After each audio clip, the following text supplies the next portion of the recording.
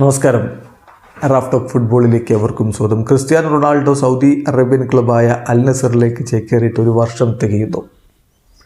Cristiano ഉണ്ടാക്കിയിട്ടുള്ള ഒരു impact അൽ നസറിനെ global ബ്രാൻഡാക്കിയിട്ട് അദ്ദേഹം മാറ്റി എന്നുള്ളതാണ് ഏറ്റവും പ്രധാനപ്പെട്ട കാര്യം. ക്രിസ്ത്യാനോയ്ക്ക് ശേഷം പിന്നെ സൗദി അറേബ്യൻ പ്രോ ലീഗിലേക്ക് നെയ്മർ ജൂനിയറും കരീം ബെൻസിമയും സാദിയോ മാനയും അടക്കമുള്ള സൂപ്പർ ഡ്യൂപ്പർ പ്ലേയേഴ്സ് എത്തി എന്നുള്ളത് മറ്റൊരു കാര്യവുമാണ്. എന്തായാലും ക്രിസ്ത്യാനോയാണ് ആ ഒരു മാറ്റത്തിന് തുടക്കമിട്ടത്.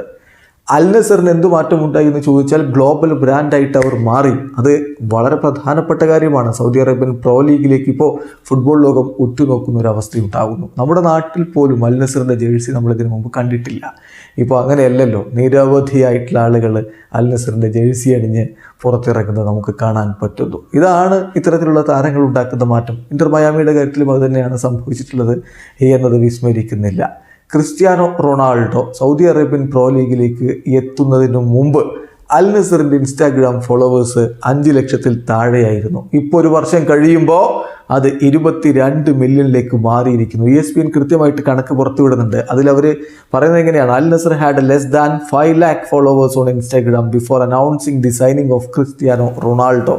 A year later and they currently have 22 million എന്നാണ് പറയുന്നത്.